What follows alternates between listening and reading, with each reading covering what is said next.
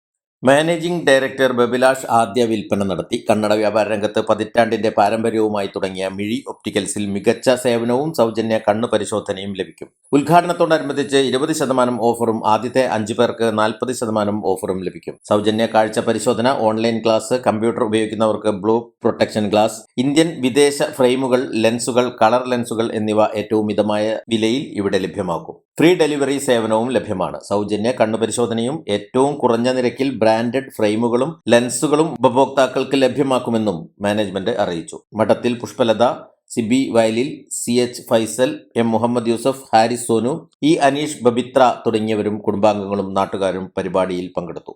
News bureau, Kalikavu.